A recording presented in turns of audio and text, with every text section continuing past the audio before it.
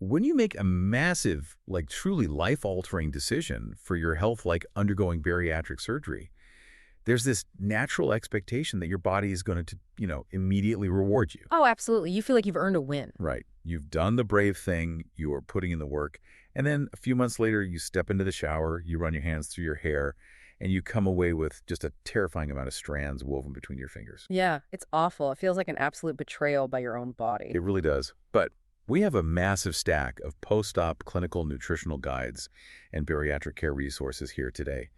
And looking through all of this, the most reassuring thing we found is this. Your body isn't betraying you.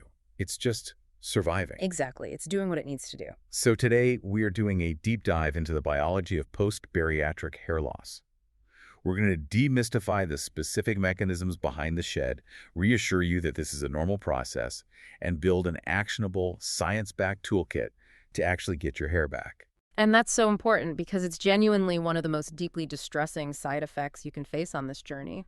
I mean, you're trying to rebuild your health, and suddenly you're confronted with clumps of hair on your pillow. Yeah, which is terrifying. It is. But the good news here, right from the top, is that in most cases, it absolutely will grow back. You just need to understand the physiological reality of what your body is going through so you can give it the exact support it requires. Okay, let's unpack this, because before we can fix the shedding, we really need to understand what's actually happening at a cellular level.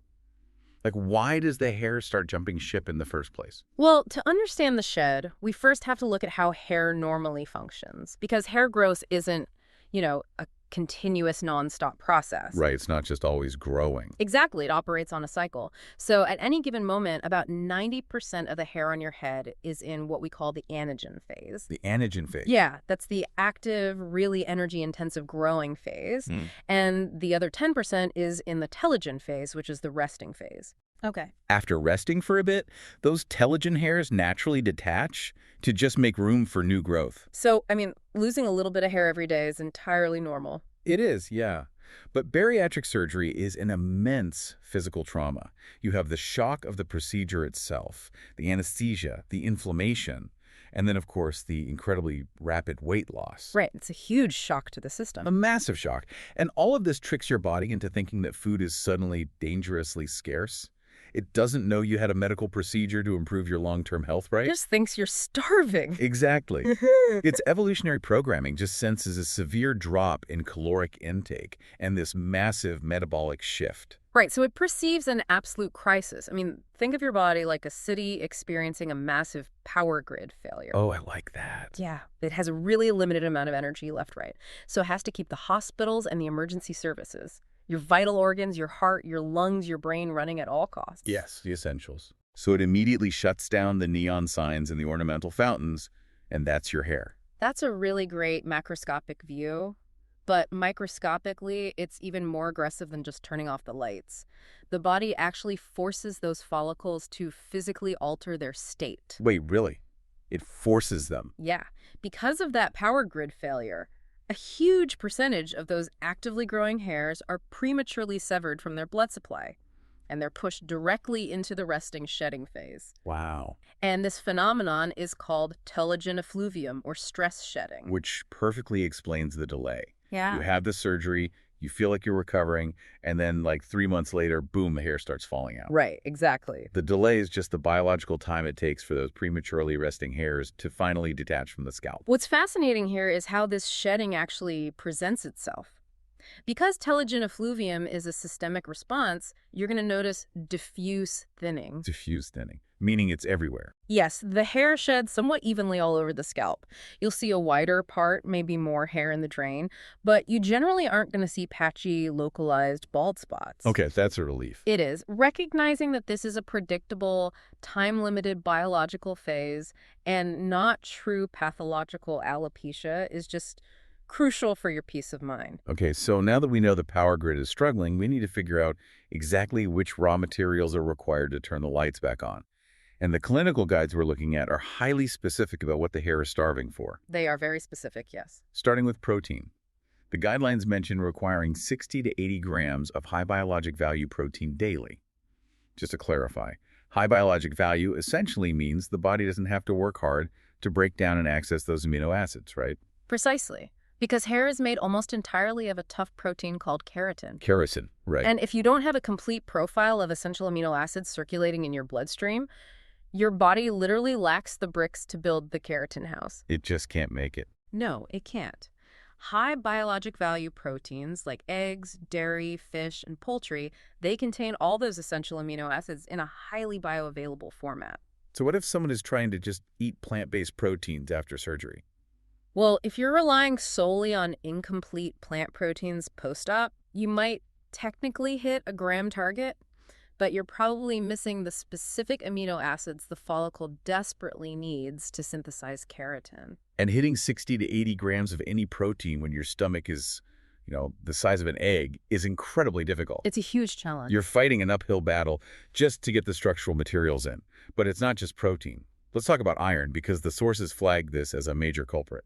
Oh, iron is absolutely critical. It's essential for delivering oxygen to the hair follicles, specifically to fuel follicular matrix proliferation. Which sounds very scientific. It does, but it just means cell growth. The hair matrix contains some of the fastest dividing cells in the entire human body. Really? I had no idea. Yeah.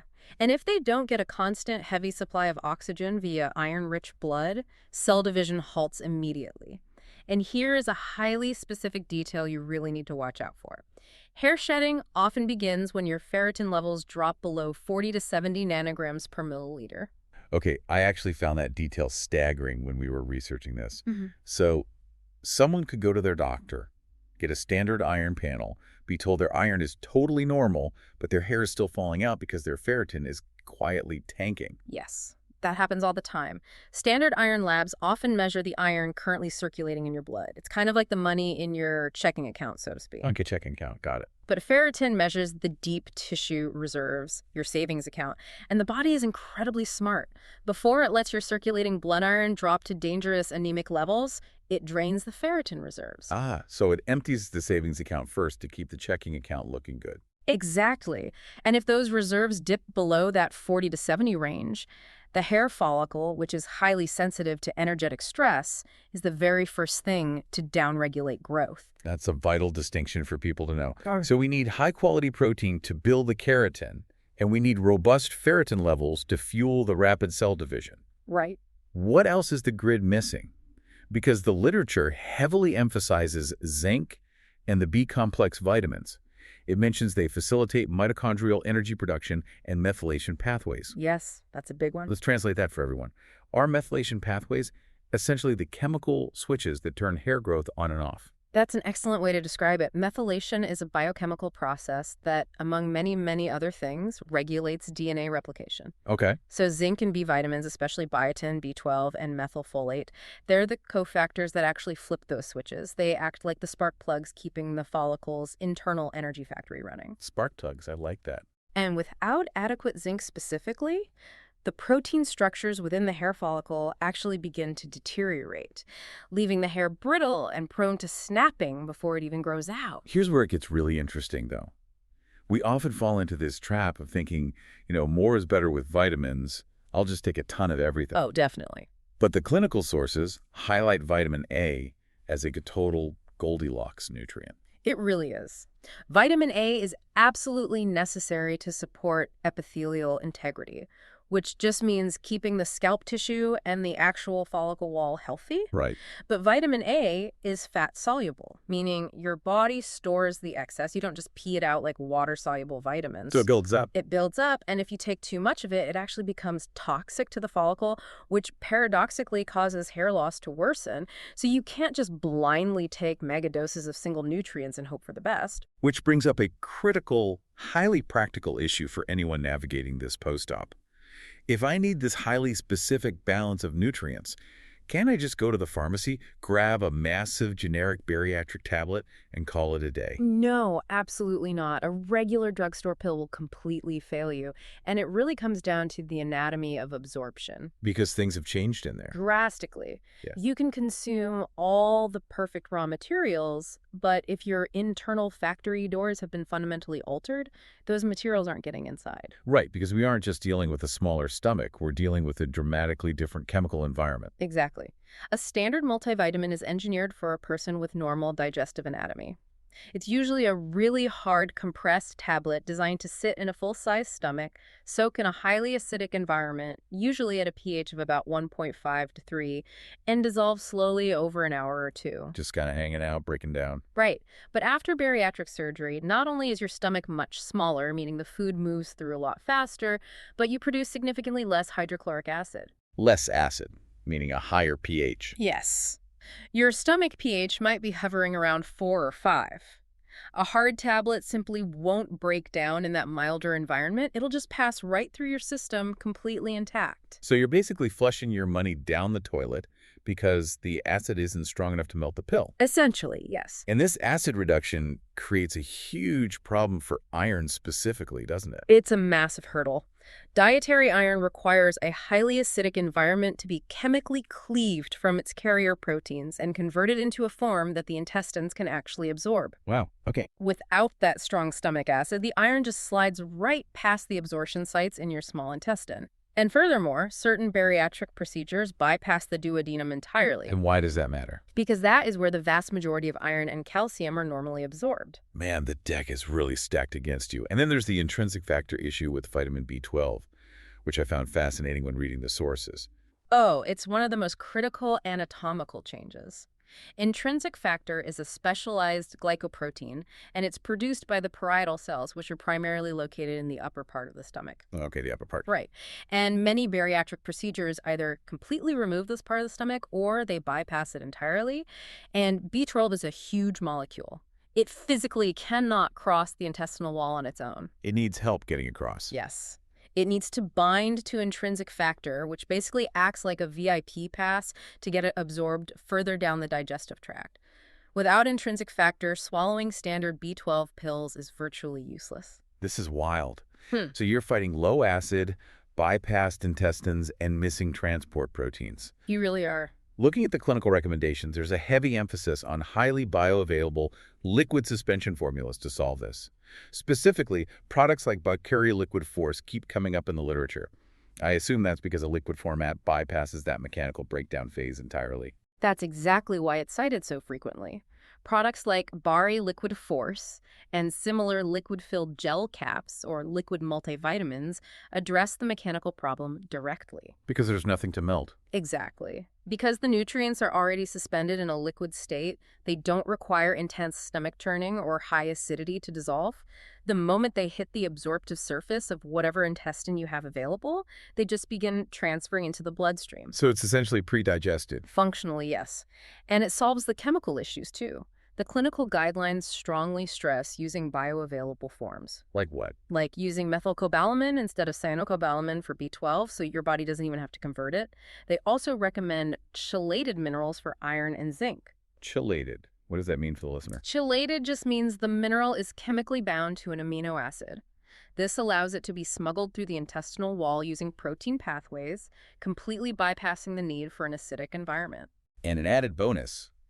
It seems like chelated iron in a liquid format avoids the terrible nausea that makes people quit taking their vitamins in the first place. Oh, pill fatigue is a huge factor in post-op hair loss. Traditional iron pills cause awful cramping and nausea. Liquid chelated forms are drastically gentler on the stomach. Plus, a specialized liquid formula is designed to actually hit the massive bariatric-specific clinical targets. Right, the high doses. Yeah, like 3,000 IUs of vitamin D and 18 to 60 milligrams of iron in a single dose. Okay, so we've got the foundation. Right. We understand the altered anatomy, and we know we need liquid, bioavailable bariatric vitamins to bypass the broken mechanics. But practically speaking, how do we manage these habits in real life? Because there are specific rules for taking these vitamins, right? Very specific rules, yes. I was reading about calcium and iron competing for absorption. And I'm picturing the intestinal absorption pathway as a single revolving door. Calcium and iron are basically the same size and shape chemically. So if you send them both to the door at the exact same time, they just get jammed and neither gets into the building. That is an excellent way to put it. We call that competitive inhibition. When you already have compromised absorption, you can't just swallow a handful of pills at breakfast and hope for the best. You have to strategize. You do. You must separate your calcium and your iron by at least 2 hours so they don't try to use that revolving door at the same time. Makes sense. Conversely, you actually want to pair your iron with vitamin C because vitamin C creates a localized acidic environment that helps your body pull the iron through the door much more efficiently. All right, so timing is key. But what about the food itself? I was digging into the resources, and there's a tool mentioned frequently called the Bariscan app. And what struck me wasn't just that it tracks protein density to help you hit that 80-gram goal. Right, that's just part of it. Yeah, it specifically calculates the protein-to-sugar ratio to prevent dumping syndrome. Huh. I hadn't connected the dots that sugar is a direct threat to hair recovery. It's a huge, often completely overlooked threat.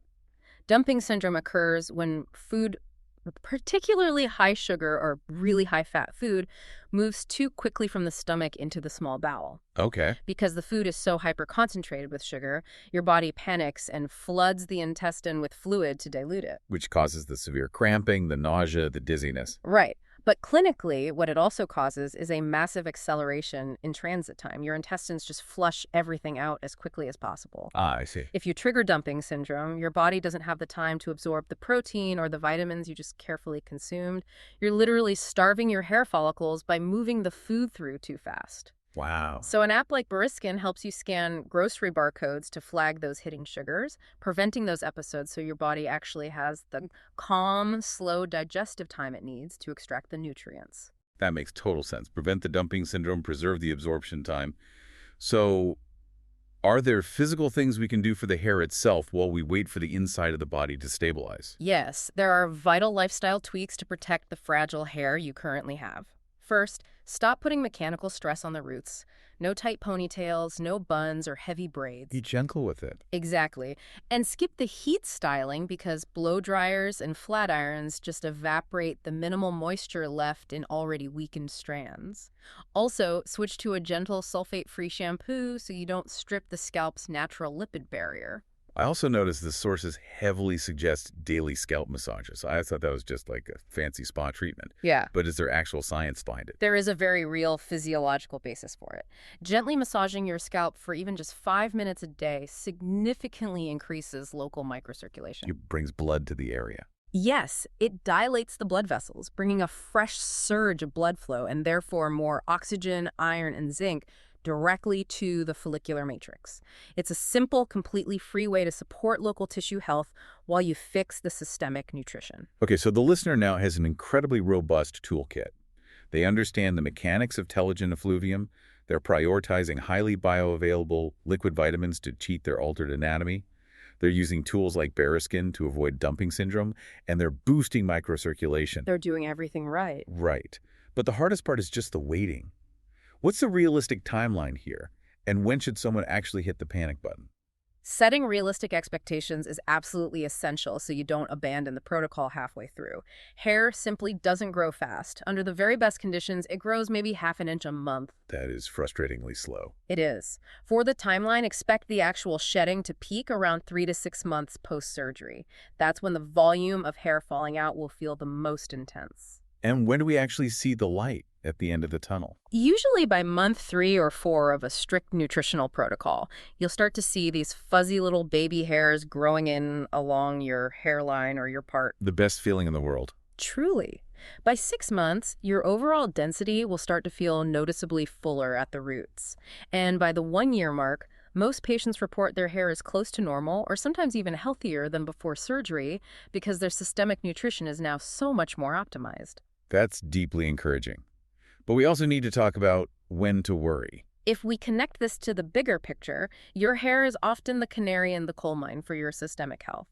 If your hair loss persists beyond 12 months, or if it suddenly accelerates after stabilizing, that's a red flag. What else should they look out for? Watch for concurrent physical symptoms. If your prolonged hair loss is paired with brittle or spoon-shaped nails, new mouth sores, severe unrelenting fatigue, dizziness, or a sudden intolerance to cold, you are no longer just dealing with post-surgical stress. Okay. These are clinical signs of deep, systemic micronutrient compromise. So what does this all mean? It means it's time to stop waiting and go see your medical team for targeted blood work. You need them to check your ferritin, your vitamin D, your B12, your zinc, and you should probably run a full thyroid panel. Because at that point, you might have a very specific, highly correctable deficiency. Or maybe the rapid weight loss unmasked an underlying thyroid issue. It isn't a life sentence of permanent hair loss, right? It's just your body's dashboard warning light flashing, telling you that your regimen needs professional medical fine-tuning. Exactly. Early consultation with your bariatric team or a dermatologist allows you to correct a specific deficit long before the follicular damage becomes prolonged. So to bring this all together for you, hair loss after bariatric surgery is a profound biological response to trauma, not a personal failure.